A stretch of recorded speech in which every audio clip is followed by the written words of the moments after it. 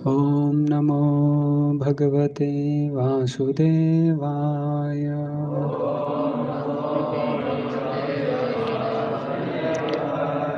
ओम नमो भगवते वासुदेवाय।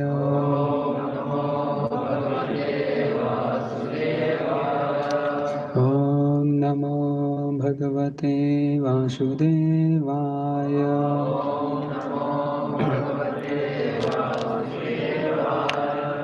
तो आज हम पढ़ रहे हैं स्कंद 10 अध्याय 66 श्लोक क्रमांक 21। इति क्षिप्तवासितेर्बाणेर् व्रथीकृत्य पौण्ड्रकम् शिरो विर्षत् रथाङ्गेन वज्रेन्द्रो यथा गिरे। इति क्षिप्तवासिते बाणेर् विरथीकृत्य पौण्ड्रकम् शिरो विक्षत रथाङ्गेन वज्रेन्द्रो यथा गिरे। इति क्षिप्तवासिते बाणेर् विरन्थीकृत्य पौण्ड्रकम् शिरो विर्षत् रथाङ्गेन वज्रेनेन्द्रो यथा गिरे।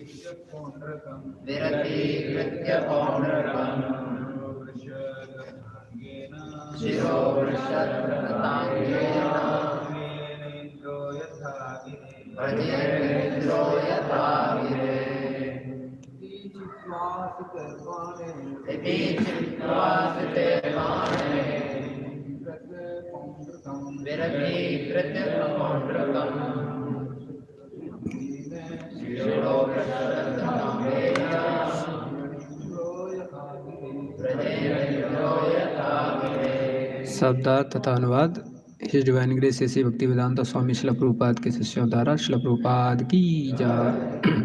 इति इन शब्दों के साथ, क्षिप्त्वा चिढ़ाते हुए, शीते तेज, बाने बानों से, विरथी रथ विहीन, कृत्य करके, पौंड्रकम पौंड्रक को, शिरह उसका सिर, अवचित काट लिया, रथ अंगेन अपने सुदर्शन चक्र से, वज्रेन अपने वज्र से, इंद्र इंद्र यथा जिस तरह, गिरे पर्वत का।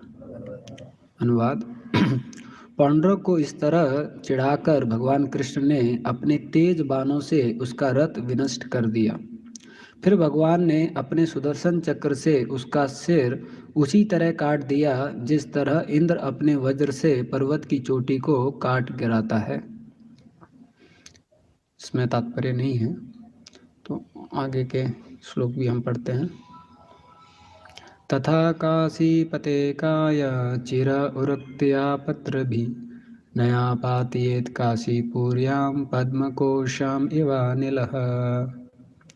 भगवान कृष्ण ने अपने बाणों से काशीराज के सिर को उसके शरीर से उसी तरह काटकर उसे काशी नगर में जा गिराया मानो वायु द्वारा फेंका गया कमल का फूल हो।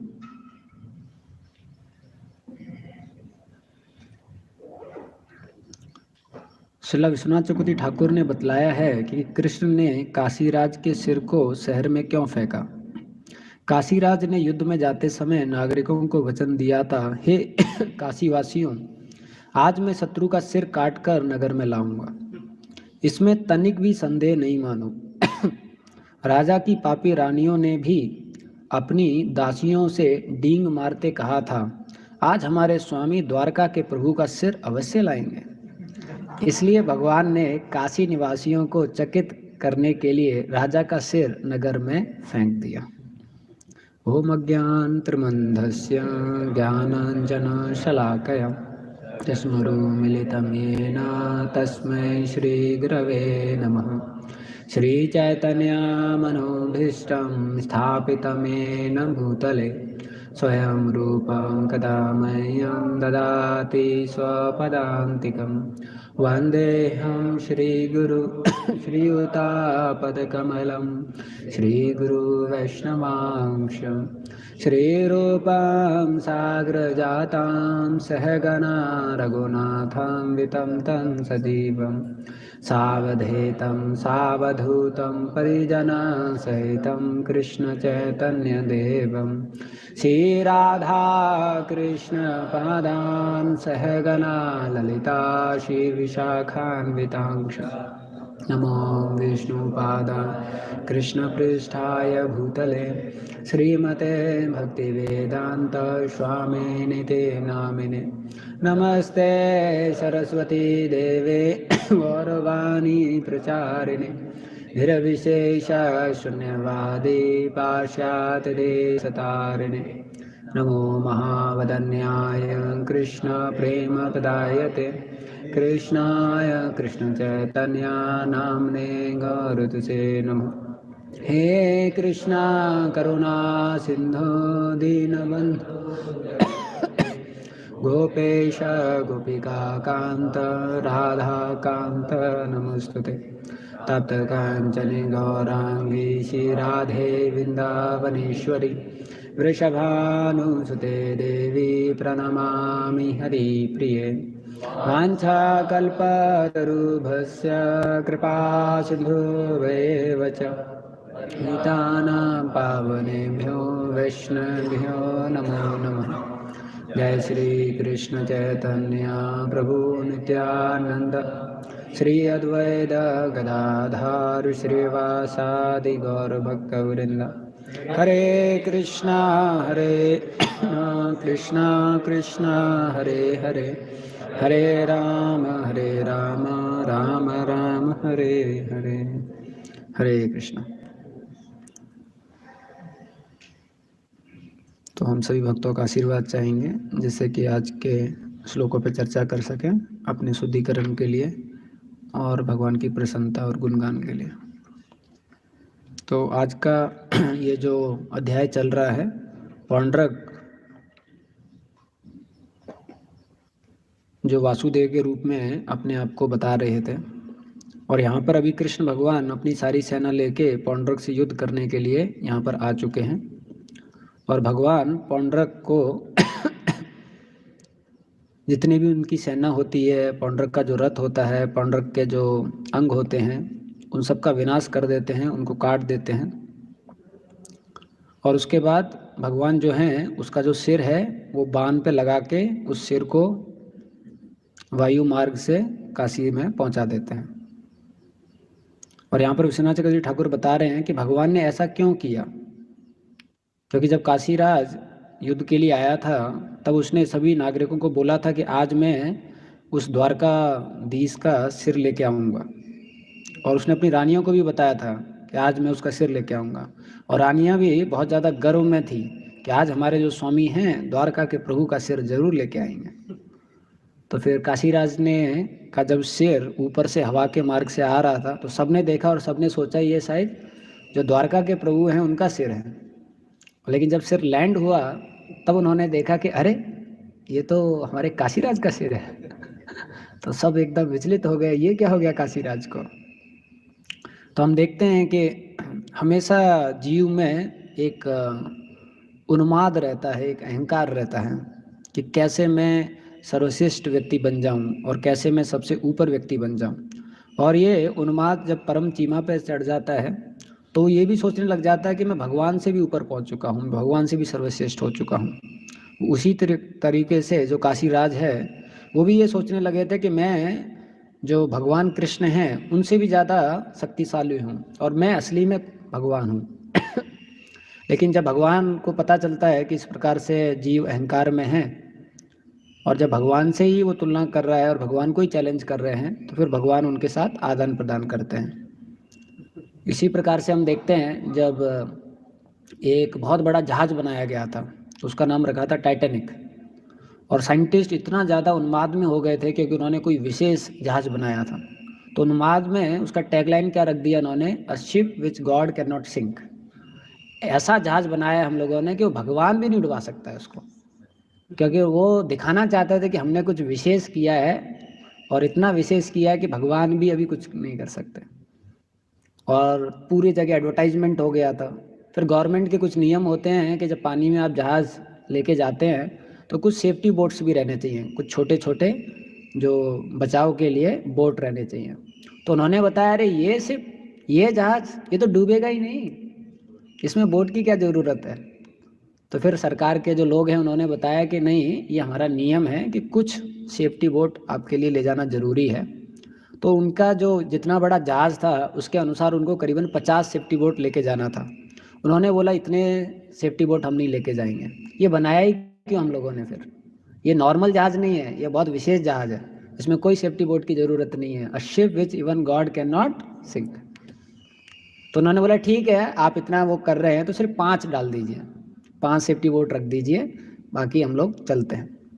और इस तरीके से उसका एडवर्टाइजमेंट हुआ। जितने भी धनवान लोग थे उस समय के, जितने भी अमीर लोग थे उस समय पे, जितने भी अहंकार में चरम सीमा पे पहुंचे हुए लोग थे सब उसमें पहला टिकट खरीदा, क्योंकि ये बहुत ऐतिहासिक चीज़ था। Ship which even God can not sink, सबसे बड़ा शिप और आधुनिक फैसिलिटी से भरा हुआ शिप।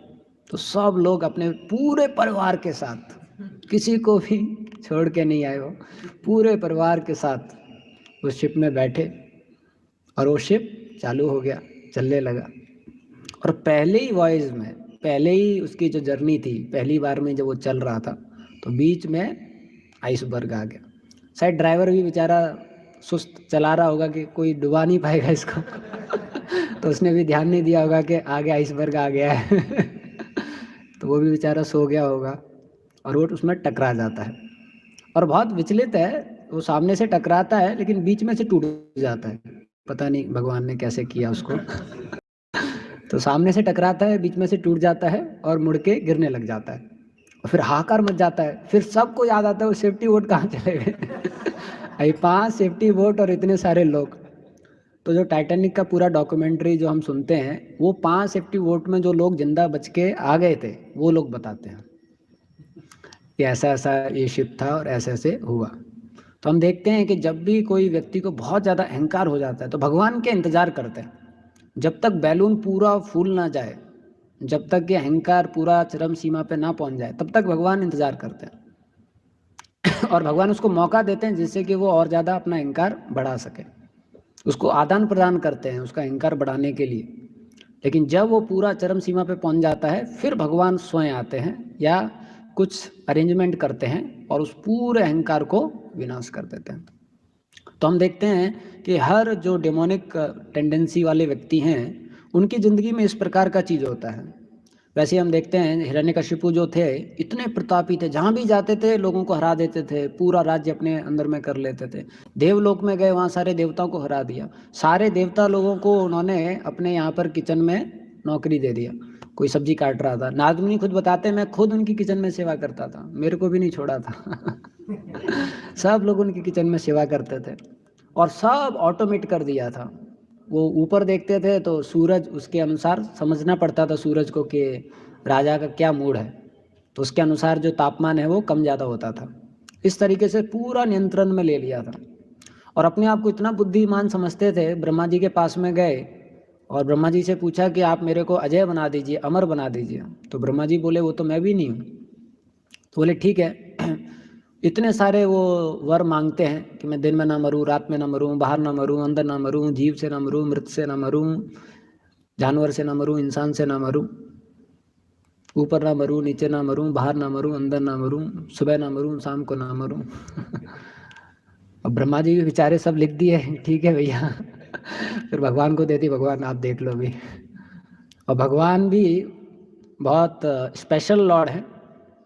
सारे जितने भी उसने वर मांगे थे उन सबको पूर्ति करते हुए भगवान आते हैं और उसको विनाश कर देते हैं। लेकिन ये राक्षस टेंडेंसी इतना ज़्यादा बढ़ जाता है, डेमोनिक टेंडेंसी इतना ज़्यादा बढ़ जाता है कि जब वो अपने विनाश भी सामने देखता है तो वो समझ नहीं पाता है। भगवान जब प्रकट हुए खंबे से तो इतना उन्होंने आवाज़ किया, उनका इतना बड़ा हुंकार था कि देवता लोग कांप गए थे, सब पूरा सृष्टि कांप गया था कि प्रलय का समय आ गया है क्या। लेकिन उसके बाद भी हिरण्यकशिपु जो है वो सामने सामने देख रहा है कि कोई तो बहुत विशेष शक्तिशाली व्यक्ति आया है, और फिर वो ऊपर देखता है कि अरे इसका सिर तो अलग है, और नीचे धड़ देखता है, अरे ये भी अलग है, और बहुत विचित्र प्राणी है जो उसने कभी देखा नहीं था, कभी सुना नहीं था, और इतना विशाल प्राणी है। फिर भी उसको क्या लगता है मैं इसको मार दूंगा। फिर भी वो सोचता है इसको मैं ख़त्म कर दूंगा। फिर हम देखते हैं भगवान किस तरीके से उसका विनाश करते हैं, उसके सारे जितने भी नियम हैं उसका वो पालन करते हैं। भगवान शाम तक का इंतज़ार करते हैं, तब तक उससे लड़ाई करते रहते हैं। जैसी शाम होती है उसको पकड़ के लेके जाने लग जाते हैं। वो सोचता है बाहर लेके जाएंगे, लेकिन दरवाजे ही पर रुक जाते हैं भगवान। वो सोचता है नीचे पटकेंगे, ऊपर ही हैंग कर देते हैं। और फिर सोचता है किससे मारेंगे, तो भगवान नाखून दिखाते हैं, तो नाखून ना मृत है ना जीवित है। बोलता है ये तो फुल इनकाउंटर का प्लानिंग है। फिर भगवान उसको चीर देते हैं ऐसा करके। और इतना क्रोध होता है भगवान में, क्योंकि भक्त को तंग कर रहे थे वो, लेकिन भगवान जो है उसका फिर विनाश कर देते हैं। तो शास्त्रों में वर्णित है, एक श्लोक आता है जिसमें नारद मुनि बताते हैं कि जितने भी ये राक्षस हुए हैं इनका फॉर्चून है, इनका सौभाग्य है कि किसी भी प्रकार से भगवान से जुड़ गए। तो जो शिशुपाल थे वो बहुत ज़्यादा ईर्ष्या करते थे भगवान से, और ईर्ष्या में हमेशा सोचते रहते थे कि इसके अंदर ये दिक्कत है, उसके अंदर ये दिक्कत है।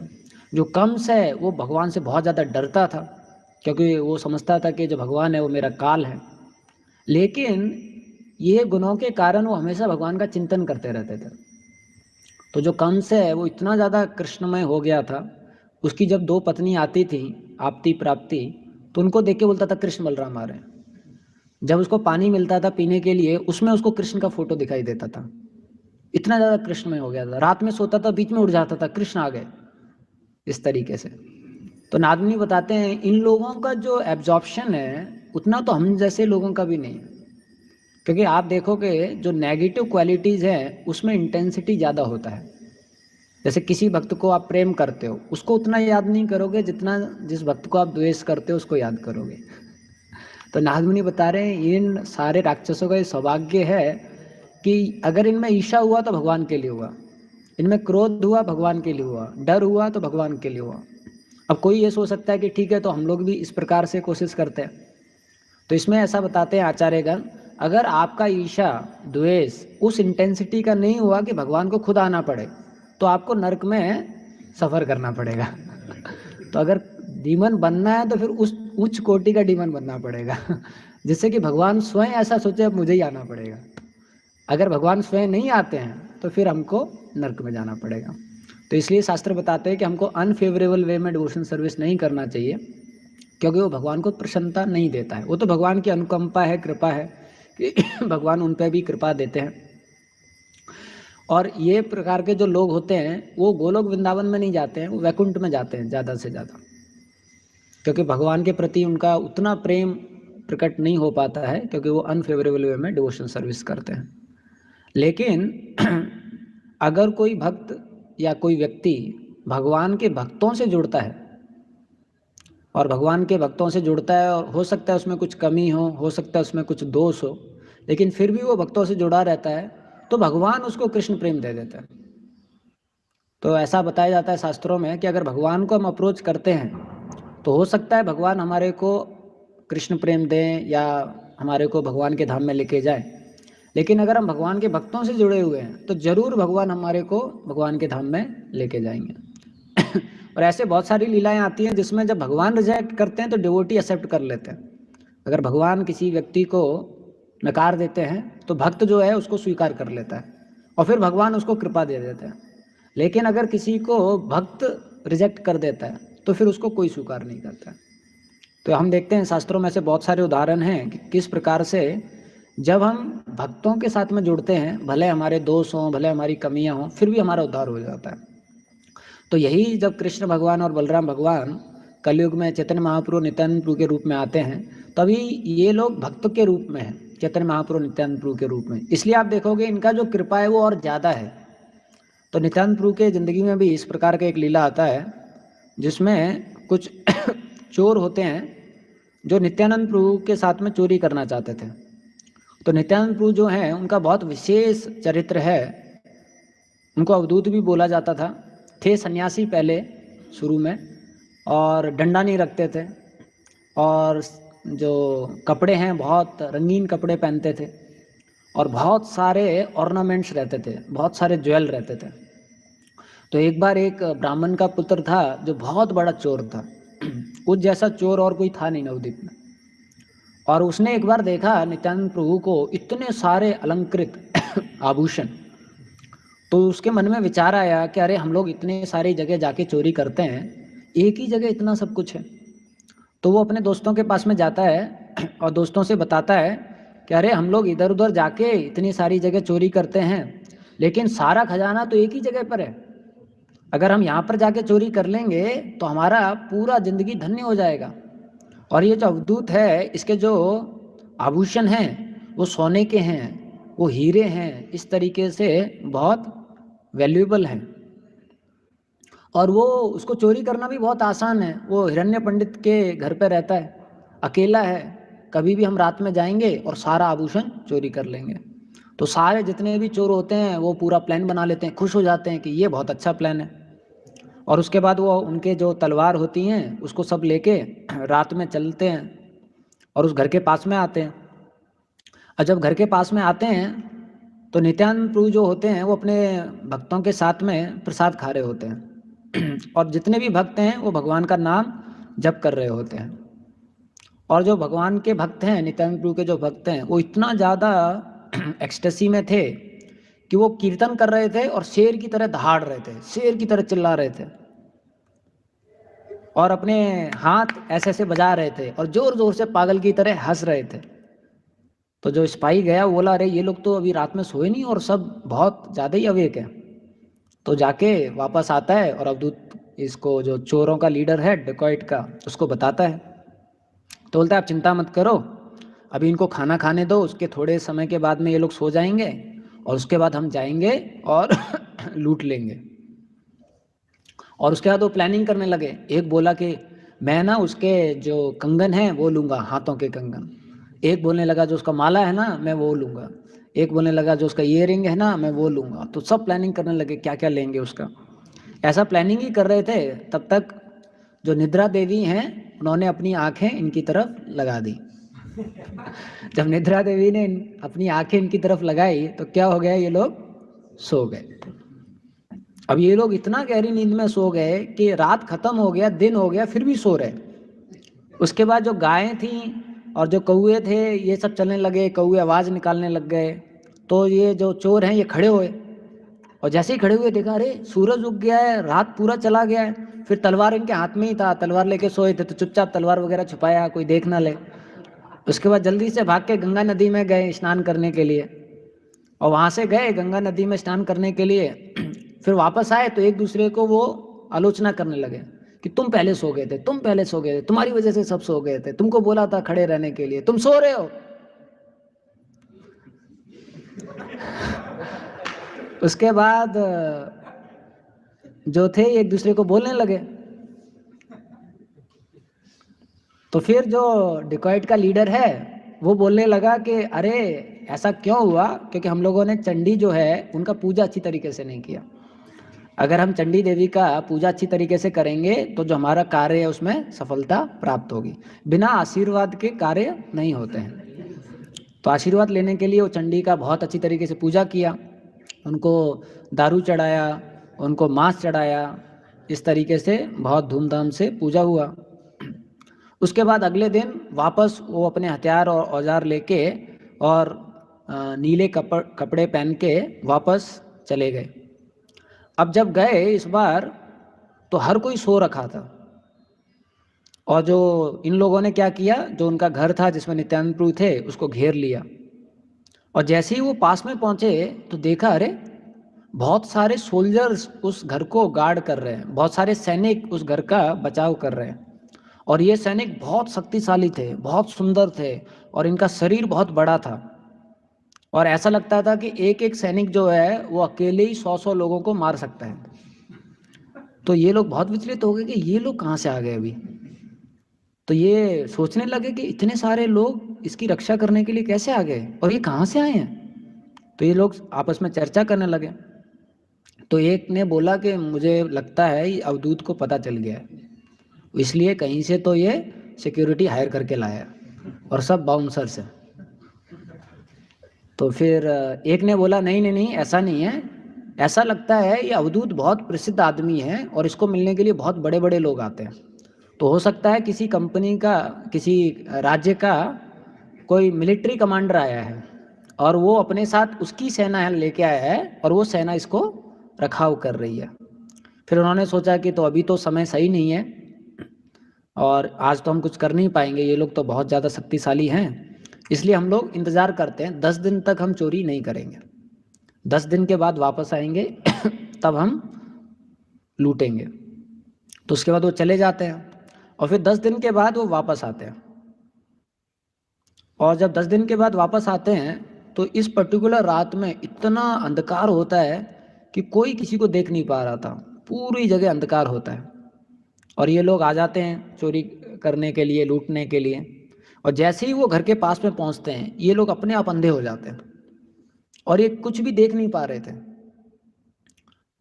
और ये इनका जो मन है वो पैरालाइज हो जाता है, मतलब क्या हो जाता है, मन वो हो जाता है, हाँ, स्तब्ध हो जाता है।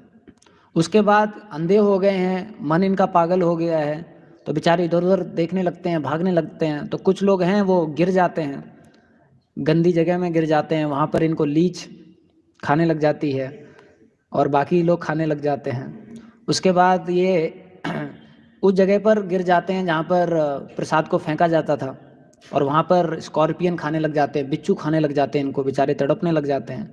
कुछ लोग किसी गड्ढे में गिर जाते हैं तो हाथ पैर टूट जाते हैं, बेचारे रोने लग जाते हैं। और इस तरीके से होता ही है। तब तक जो इंद्र हैं वो मौके का फ़ायदा उठा के घनघोर बारिश चालू कर देते हैं। तो घनघोर बारिश भी होने लग जाता है, अंधेरे भी हैं और इधर उधर गिर भी गए हैं, तो बेचारे कांपने लग जाते हैं, रोने लग जाते हैं और सोचने लग जाते हैं क्या हो रहा है। लीच खा रही है और कॉकरोच खा रहा है और बिच्छू खा रहा है और बाकी प्राणी भी खा रहे हैं, अंधे भी हैं, बारिश भी हो रहा है, स्टॉर्म भी हो रहा है, ठंडा भी लग रहा है। तो ये सब जब ऐसा होने लगा तो जो लीडर था, चोरों का जो लीडर था, उसने सोचा ये जरूर कुछ विशेष व्यक्ति है, ये जो नित्यानंद है ये मनुष्य नहीं है, ये पक्का supreme personality of God head है, ये भगवान ही है। तो ऐसा सोचने के बाद में वो फिर समझ जाता है कि मुझे इनका शरण लेना चाहिए। हम लोग इतना तड़प इसलिए रहे हैं क्योंकि हम लोगों ने कोशिश किया भगवान की जो वेल्थ है उसको चुराने का। तो फिर वो जाता है और नित्यानंद प्रभु के चरणों में पड़ जाता है। और नित्यानंद प्रभु के चरणों में जैसे ही पड़ता है उसके जितने भी अपराध होते हैं वो सब खत्म हो जाते हैं। उसके बाद नित्यानंद प्रभु से प्रार्थना करने लग जाता है कि आप तो पतित पावन हैं, आप तो सारे जीवों का उद्धार करने के लिए आए हैं, तो कृपया करके आप मेरा उद्धार कीजिए। तो नित्यानंद प्रभु उनका उद्धार कर देते हैं। और बाद में नित्यानंद प्रभु जब अपने सारे निजी पार्षदों के साथ में होते हैं और नृत्य कर रहे होते हैं तो ये जो चोरों का लीडर है ये भी वहाँ आ जाता है और ये भी पूरा एक्सटेसी में होता है, आंखों में से आंसू आ रहा है, बाल खड़े हुए हैं और क्रंदन कर रहा है, रो रहा है, कीर्तन कर रहा है। और जितने भी पार्षद होते हैं नित्यानंद प्रभु के वो एकदम डर जाते हैं, इसको क्या हो गया। तो कोई बोलता है ये जरूर नौटंकी कर रहा है, चोरी करने के लिए आया है। तो बाकी पार्षद बोलते हैं नहीं, नित्यानंद प्रभु यहाँ पर सबको कृपा करने के लिए आए हैं, जरूर इसको अभी नित्यानंद प्रभु की कृपा हो चुकी है। तो वहाँ पर सारे जो वैष्णव हैं उनके साथ में वो नृत्य करता है। फिर बाद में नित्यानंद प्रभु के पास जाता है, नित्यानंद प्रभु मैंने तो इतना पाप किया है, आप मेरे लिए कुछ आज्ञा दीजिए। तो नित्यानंद प्रभु बोलते हैं कि आप तो बहुत बड़े चोर हो और आपके तो जितने भी सहपाठी हैं वो भी उसी प्रकार के बहुत सारे हैं, लेकिन अभी आप भक्त बन गए हैं, अभी आप सारे चोरों को भक्त बनाओ। तो इस्कॉन में ये हम देखते हैं आज भी होता है, जो भक्त जिस फील्ड से आता है और वो भक्त बन जाता है, उसको वही सेवा मिल जाता है। तो एक भक्त थे जो जेल में भक्त बने थे और उन्हीं को जेल मिनिस्टर प्रीचिंग का बना दिया तो वो जेल वालों को जाके प्रचार करते हैं। तो ऐसा कहा जाता है कि ये जो अवधूत ये जो चोरों का लीडर था, ये फिर बहुत सारे चोरों को लेके आया और सबको नित्यानंद प्रभु का आशीर्वाद दिलाया और कृपा दिलाया इस प्रकार से। तो हम देखते हैं कि अगर नित्यानंद प्रभु चैतन्य महाप्रभु के संपर्क में कोई किसी भी प्रकार का व्यक्ति आता है तो उसका जो हृदय है वो परिवर्तन हो जाता है। एक बार कुछ भक्त लोग जो हैं वो बुक वितरण कर रहे थे और एक व्यक्ति था जो बहुत बड़ा डॉन था उस एरिया का और एक औरत थी जो गीता वितरण कर रही थी। तो सेम ट्रेन से वो जा रहा था और ये औरत बुक वितरण करते करते उस डॉन के पास में आ गई और उसे बोली कि आप गीता लीजिए। वो एकदम क्रोध हो गया, आंख लाल हो गई, उसने ऊपर देखा, उसने बोला आपको पता है आप किसको गीता दे रहे हो? तो उसने बोला हाँ, आपको नहीं पता, आप शरीर नहीं, आप आत्मा हैं और ये गीता सबके लिए है। तो उसको और गुस्सा आ गया, तो वो और ज़्यादा उसको बोलने लगा, ए चुप और यहाँ से भागो, यहाँ से, वरना तुम्हारा जान नहीं बचेगा। तो बोली नहीं नहीं नहीं नहीं, आप गीता लीजिए, हम गीता वितरण करने के लिए आए हैं, आपका जो भी क्रोध है, जितने भी अनर्थ हैं, वो सब निवारण हो जाएंगे इससे तो और क्रोध आ गया उसको।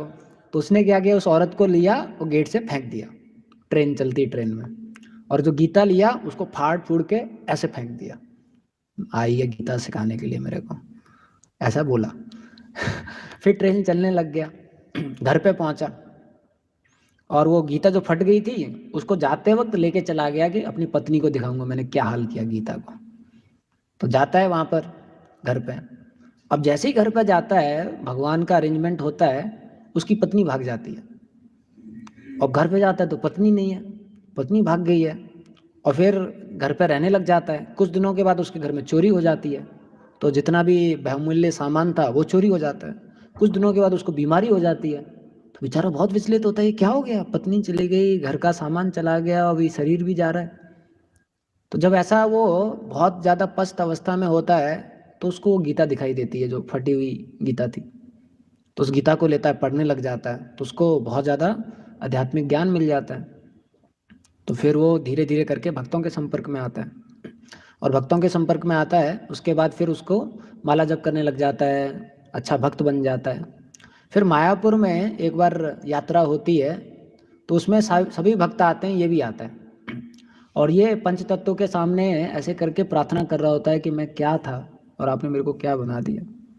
उसी समय पे वो बगल में देखता है वही औरत है जिसको उसने फेंका था और वो बेचारे स्ट्रेचर पे आई होती है, उसके पूरे फ्रैक्चर्ड होते हैं, पैर वैर जो होते हैं पूरे, मतलब लंपिंग करते हुए आती है वो।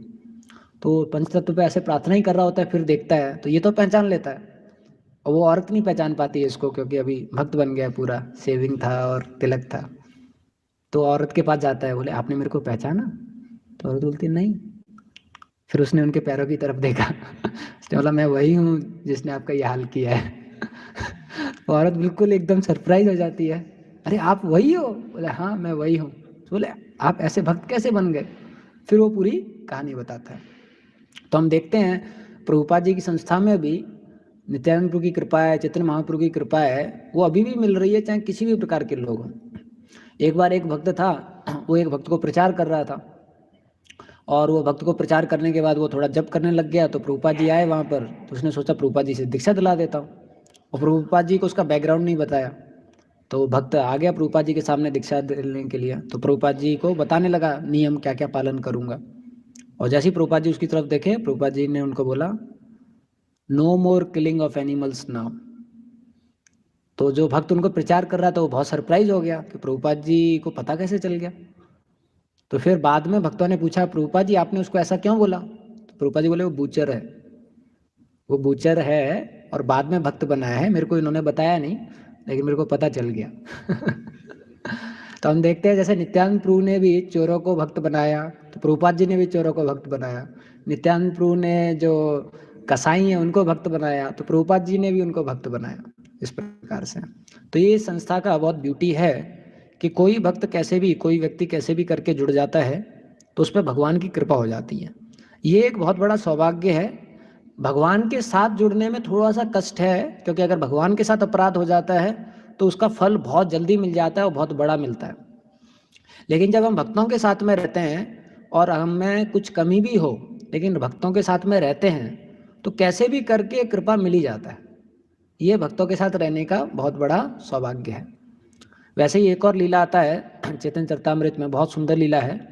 उसमें सर्वभौम भट्टाचार्य एक बार चैतन्य महाप्रभु को खाने के लिए बुलाते हैं और चैतन्य महाप्रभु से बहुत विनती करते हैं, महाप्रभु आप आइए यहाँ पर प्रसाद सेवन के लिए। तो महाप्रभु एग्री कर देते हैं, आ जाते हैं। और जब महाप्रभु आ जाते हैं तो जो सर्वभौम भट्टाचार्य है, उनकी जो पत्नी है, वो किचन में प्रसाद बना रही होती हैं और इतने सारे आइटम बनाते हैं वो खाने के। और सर्वभौम भट्टाचार्य जो हैं वो मुख्य इंचार्ज भी थे जगन्नाथपुरी मंदिर के।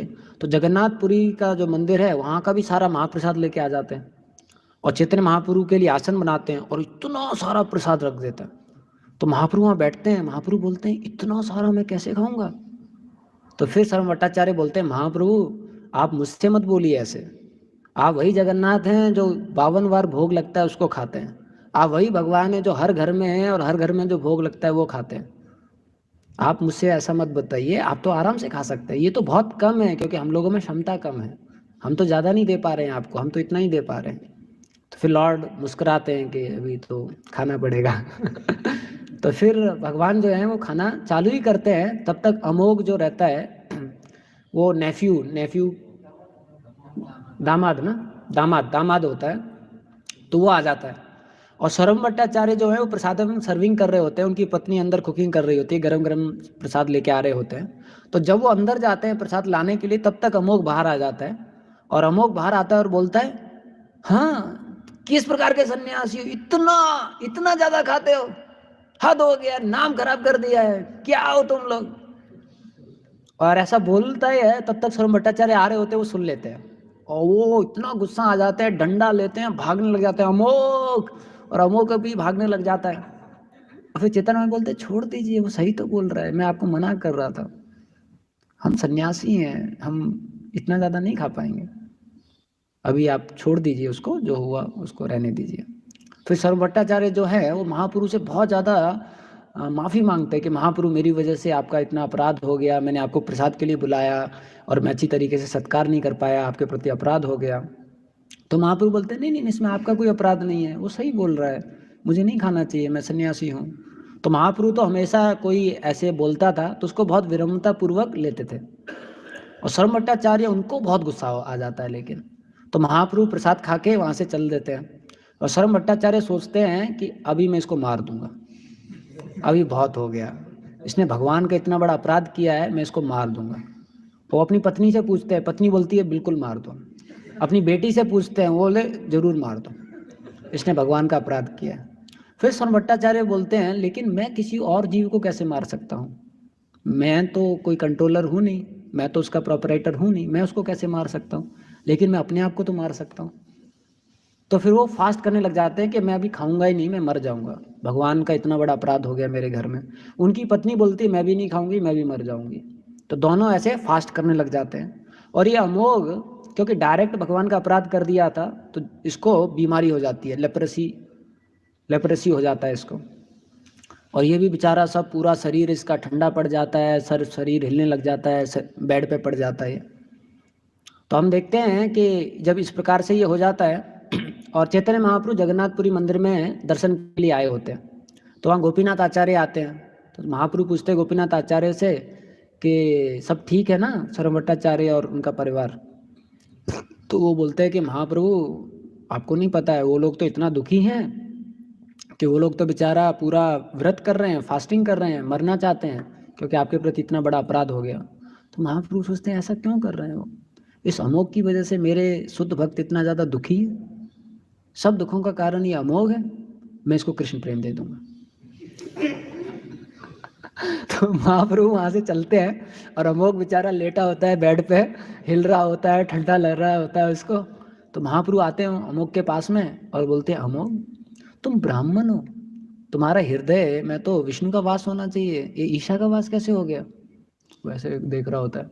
फिर महाप्रभु उसके हृदय को टच करते हैं, अमोघ हरे कृष्ण, अमोघ हरे कृष्ण, हरे कृष्ण, अमोघ और फिर खड़ा हो जाता है, क्रंदन करने लग जाता है, रोने लग जाता है, कृष्ण प्रेम का उसको बाढ़ आ जाता है और वो पूरा फूट फूट के रोने लग जाता है, महाप्रभु आपको मैंने अपराध कर दिया, ये हो गया वो हो गया। महाप्रभु बोलते हैं अब आगे से नहीं करना। इस प्रकार से तो हम देखते हैं इस लीला में जो अमोघ है वो भगवान को असली में अपराध किया और भक्तों को भी कष्ट पहुंचाया, लेकिन फिर भी भक्तों के संपर्क में था, भक्तों से जुड़ा हुआ था, तो वो कृपा पात्र बन गया भगवान का। इस प्रकार से तो इसलिए हम देखते हैं ये बहुत बड़ा सौभाग्य है, लेकिन इसका हमें फायदा नहीं उठाना चाहिए कि हम कुछ भी कर सकते हैं क्योंकि जो भगवान है वो कपटी पावन नहीं है, वो पतित पावन है। लेकिन अगर हम वैष्णव समाज में रहते हैं और ये समझते हैं कि सारे वैष्णव जो हैं हमको कितना टॉलरेट कर रहे हैं और भगवान भी बहुत टॉलरेट कर रहे हैं, क्योंकि हम जब रहते हैं तो बहुत प्रकार के अपराध हो जाते हैं, भगवान के प्रति अपराध हो जाते हैं, सेवा के प्रति अपराध हो जाते हैं, वैष्णव के प्रति अपराध हो जाते हैं, नाम के प्रति अपराध हो जाते हैं, फिर भी हमको प्रसाद मिल रहा है, फिर भी हम 16 माला कर रहे हैं, फिर भी वैष्णव समाज में रह रहे हैं, इसका मतलब भगवान की कृपा अभी भी है। तो ये हमारा बहुत बड़ा सौभाग्य है कि भगवान जो है हमको टॉलरेट करते रहते हैं और प्रभुपाद जी की कृपा के कारण भगवान हम लोगों को मौका देते रहते हैं। जब प्रभुपाद जी एक बार जगन्नाथ बलदेव सुभद्रा जी डीटी का स्थापना किए थे और वहाँ से फिर प्रभुपाद जी आने वाले थे, तो प्रभुपाद जी अमेरिका में जो डीटी वर्शिप है वो चालू करना चाहते थे, क्योंकि बिना डीटी वर्शिप के फिर जो हमारा भक्ति भाव है वो उजागर नहीं होगा। और प्रभुपाद जी सोच रहे थे अभी यहाँ डीटी वर्शिप कैसे चालू करूँ मैं, ये लोगों को तो कुछ पता ही नहीं है, ये क्या करेंगे पता नहीं चलेगा। तो प्रभुपाद जी ने वहाँ पर ना राधा कृष्ण का डीटी वर्शिप पहले चालू कराया, ना गौर निताय का चालू कराया, सबसे पहले चालू कराया जगन्नाथ बलदेव सुभद्रा का। और उनका जब डीटी वर्शिप चालू हो गया तो प्रभुपाद जी ने जब आ रहे थे तो रो रहे थे जगन्नाथ बलदेव सुभद्रा के सामने और उनसे बोल रहे थे कि भगवान ये तो आप लोगों का ध्यान नहीं रखेंगे, आप इनका ध्यान रखिए और जब तक मैं आता हूँ तब तक टॉलरेट कीजिए, जैसा भी ये सेवा करते हैं उसको टॉलरेट कीजिए। तो प्रभुपाद जी के शिष्य आए, वो देखे प्रभुपाद जी तो बेचारा इतना चिंतित हैं भगवान को लेके, हम लोग क्या कम थोड़ी ना सेवा करेंगे। तो प्रभुपाद जी को पूछे, प्रभुपाद जी क्या आप बताइए कैसे सेवा होना चाहिए भगवान का। तो प्रभुपाद जी बोले कुछ नहीं, उनको भोग लगाइए और भगवान खुश रहेंगे और जितना भी आरती है वो कीजिए, उनका सेवा कीजिए। तो बोले ठीक है प्रभुपाद। तो एक भक्त को उसने बुलाया, प्रेसिडेंट ने बोला जाके देखो भोग क्या होता है, वो लेके आओ, भोग भगवान को चढ़ाना है। तो पूरा मार्केट में ढूंढा भोग क्या होता है, भोग क्या होता है उसको भोग ही नहीं मिला। तो उसने बोला यार प्रभुपाद जी क्या बोल के चले गए, आइटम ही नहीं है। तो फिर प्रेसिडेंट ने बोला ठीक है प्रभुपाद जी जब तक नहीं आते, प्रभुपाद जी ने बोला भी भगवान को टॉलरेट करना है, तब तक कुछ और चढ़ा देते हैं। तो कुछ और जो सामान है वो प्रभुपाद जी को चढ़ा देते हैं, वो भगवान को चढ़ा देते हैं। उसके बाद जो पुजारी होता है वो भाग जाता है। तो भागने से पहले प्रहलादानंद स्वामी जो महाराज हैं उस समय पे ब्रह्मचारी थे, उनको जो प्रेसिडेंट है वो बुलाता है जल्दी से सीख लो वो जाने वाला है। तो उनसे पूछते हैं क्या करना है, बोले कुछ नहीं करना है, ऐसे ऐसे करके आरती करना है और कुछ नहीं करना होता है इनका। तो चला जाता है, लेकिन वो ये नहीं बताता कितनी बार करना है और कितने समय तक करना है। तो प्रहलादानंद स्वामी महाराज जो हैं वो पूरा दिन करते रहते थे ऐसे, फिर बोलते थे इतना ज़्यादा तो नहीं करना पड़ता होगा। लेकिन पूरा दिन ऐसे करते रहते थे वो। फिर बहुत समय के बाद जब प्रभुपाद जी आए तो फिर इष्टा गोष्ठी हुआ, तो प्रभुपाद जी बोले जगन्नाथ जी खुश हैं? बोले प्रभुपाद जी हमने बहुत कोशिश किया। आपने भोग बोला, पूरे जगह ढूंढा, पूरे अमेरिका में भोग है ही नहीं प्रभुपाद जी। प्रभुपाद जी बोले अरे जो आप अर्पण करते हैं उसी को भोग बोलते हैं। बोले अरे प्रभुपाद जी वो तो हो रहा है। फिर बोले और आरती? बोले प्रभुपाद जी मेरा हाथ दर्द कर रहा है, पूरा दिन मैं आरती कर रहा हूँ। प्रभुपाद जी बोले इतना नहीं करना होता है। बोले प्रभुपाद जी वो बताया नहीं मेरे को कितना करना होता है। फिर प्रभुपाद जी ने उनको समझाया कि इतना आरती करना होता है। तो हम देखते हैं कि प्रभुपाद जी की बहुत विशेष कृपा है कि हम लोगों को कुछ आता नहीं है और हम लोग बहुत सारे अपराध करते रहते हैं, बहुत सारी गलतियां करते रहते हैं, फिर भी हम देखेंगे हमारे से कृपा जा नहीं रही है। क्यों? क्योंकि प्रभुपाद जी उसको बना के रखे हुए हैं। कई बार हम देखते हैं कई भक्त हैं वो कई थोड़ा सा गंभीर गलतियां भी कर देते हैं, या कई बार भक्ति में थोड़ा सा लेजी हो जाते हैं, फिर भी भगवान उसको मौका देते हैं कि वापस कैसे आ जाए, लेकिन उससे जो कृपा है उसको वो हटाते नहीं। इस प्रकार से तो हमारा बहुत बड़ा सौभाग्य है किसी भी प्रकार से हम एन के इन प्रकार है ना, जो भगवान के शुद्ध भक्त हैं उनसे हम जुड़े हुए हैं, और उनसे हम जुड़े हुए हैं, वही हमारा होप है, वही हमारा सार्थकपन है।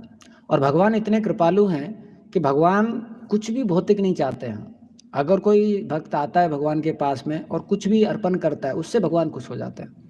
तो जब सुदामा भगवान के पास में मांगने के लिए गए तो सुदामा सोच रहे थे मैं क्या दूंगा, वो द्वारकाधीश है और मैं तो बेचारा गरीब।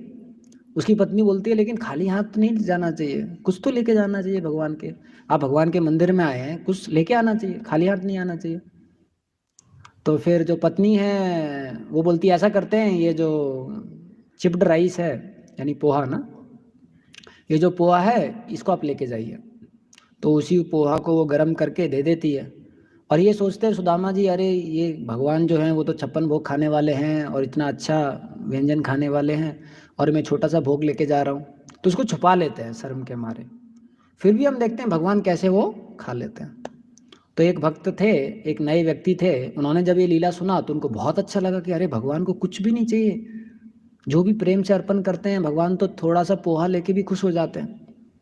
तो जो भक्त उनको प्रचार करता था उसको उन्होंने एक बहुत बड़ा लेटर लिखा, और उस लेटर में उन्होंने थोड़ा सा पोहा रख दिया। उस लेटर में बहुत गुणगान किया कि आपने इतना अच्छा मेरे को समय दिया और ये भक्ति इतना अच्छा है, तो मैं बहुत खुश हूँ कि मेरे को भक्ति में लगा, और भगवान कितने दयालु हैं, उनको कुछ नहीं चाहिए, और मैं भी आपके लिए थोड़ा सा पोहा भेज रहा हूँ, क्योंकि भगवान जो हैं वो तो थोड़े से पोहा से खुश हो जाते हैं। और फिर अंतिम में लिखा था, क्या आप खुश हुए इससे? तो भक्त बेचारा सोच रहा था, क्योंकि बहुत डेकोरेट करके पैक होके वो लिफाफा आया था, तो भक्त ने सोचा शायद चेक होगा कुछ, क्योंकि बड़ा व्यक्ति था, भगवान की सेवा में कुछ धनराशि देना चाहता होगा। लेकिन जब उसने ऐसा पढ़ा तो अंतिम में लिखा था कि क्या आप खुश हुए इससे? तो भक्त ने सोचा खुश तो पूरा नहीं हुए लेकिन ठीक है। तो उसने लिखा था अगर आप खुश हो गए हैं तो एक और लिफाफा है उसको खोलिए, जो भक्त ने आपको ये लिफाफा दिया उससे दूसरा लिफाफा मांगिए। तो फिर उस भक्त ने पूछा ये दूसरा लिफाफा भी दिया है क्या? बोले हाँ, उसने बोला था कि अगर दूसरा लिफाफा मांगेंगे तो ही देना। तो ये दूसरा लिफाफा पर, तो दूसरा लिफाफा दिया, उसको खोला, जैसे ही उसको खोला तो 25 लाख का चेक। तो भक्त बड़ा खुश हो गया कि हाँ ये अच्छी तरीके से समझ गए लेकिन हम देखते हैं कि जो भगवान है वो जो पोहा है या छोटा सा भी चीज़ है उससे खुश हो जाते हैं, क्योंकि भगवान को कुछ नहीं चाहिए। लेकिन कई बार हम लोगों में थोड़ा सा स्वार्थ होता है कि कुछ और भी होना चाहिए, लेकिन भगवान में ऐसा कुछ नहीं है। भगवान अगर कोई पत्ती भी अर्पण कर रहा है तो भगवान उससे खुश हो जाएंगे, कोई पानी भी अर्पण कर रहा है तो भगवान उससे खुश हो जाएंगे। भगवान जानना चाहते हैं, देखना चाहते हैं कि हम कैसे भगवान से स्थापित जो रिश्ता है वो करने के लिए तात्पर्य हैं और अपना संघर्ष कर रहे हैं ये प्रकार से। और अगर हम ऐसा करते रहेंगे तो भगवान का जो कृपा है वो मिलता रहेगा। हरे कृष्णा। श्रील प्रभुपाद की जय।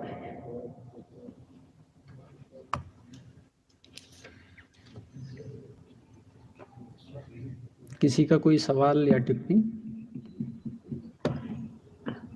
हरे कृष्णा मुझे तो जी एक छोटा सा प्रश्न है।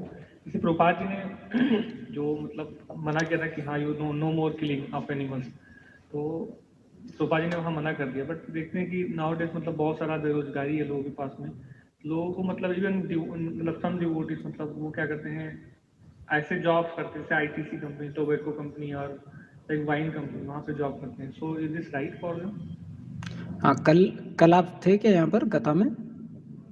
कल हम प्रभुपाद जी का प्रवचन सुन रहे थे, बहुत सुंदर प्रवचन था। तो उसमें प्रभुपाद जी यही बता रहे थे कि मटेरियल एडवांसमेंट क्या है, लोग बहुत सारी चीज़ें चाहते हैं। आप देखोगे आज के ज़माने में गरीबी ज़्यादा नहीं बढ़ा है, लोगों की इच्छाएं ज़्यादा बढ़ गई हैं। आप 20 साल पहले देखोगे तो गांव में किसी के पास साइकिल नहीं होता था, स्कूटर नहीं होता था। आजकल हर घर में सब कुछ है। छोटा सा झोपड़ी होगा उसमें भी एंटीना लगा हुआ है, उसमें भी टीवी लगा हुआ है। तो गरीबी है कहाँ पर? गरीबी मन में है। तो जो भक्त हैं अगर उनको प्रामाणिक रूप से भक्ति करना है तो शास्त्रों के अनुसार जीवन जीना पड़ेगा, वरना फिर उनको भक्ति में विकास बहुत मुश्किल हो जाएगा। इसलिए आप देखोगे नारद मुनि ने जब मृगारी को बोला तो मृगारी को क्या बोला नारद मुनि ने? आप अपना जो ये धनुष है जिससे आप सारे जानवरों को मारते हो इसको भी तोड़ो। You take war to chant and you break the bow not to kill. तो उन्होंने बताया कि आप ऐसा प्रण करो कि मैं जप करूंगा, और ये भी प्रण करो कि मैं धनुष को तोड़ दूंगा जिससे मारूंगा नहीं। तो वो भी बोल रहा था मुझे कहाँ से मिलेगा? बोले चिंता मत करो, भगवान प्रोवाइड करेंगे, ऐसा करके। और ऐसा सही भी है, अगर आप विश्वास रखेंगे तो सब भगवान प्रोवाइड करते हैं, कोई भूखा मरता नहीं है, क्योंकि हमारा जीवन फिक्स है, 60 साल जीना है। वो कैसे जिएंगे? खाने के लिए मिलेगा तब तो जिएंगे, क्योंकि अन्न में ही शक्ति होती है कलयुग में। तो कलयुग में आप पानी और हवा से शक्ति नहीं ले सकते, बाकी युगों में ले सकते थे, तो अन्न जरूर मिलेगा इस प्रकार से। तो जिनमें विश्वास रहता है उनको भगवान प्रोवाइड करते हैं, इसलिए विश्वास बहुत जरूरी है। तो जो ऐसे भक्त हैं उनका विश्वास थोड़ा कम होगा, इसलिए वो इस तरीके से करते हैं। हरे कृष्ण। श्रील प्रभुपाद की जय।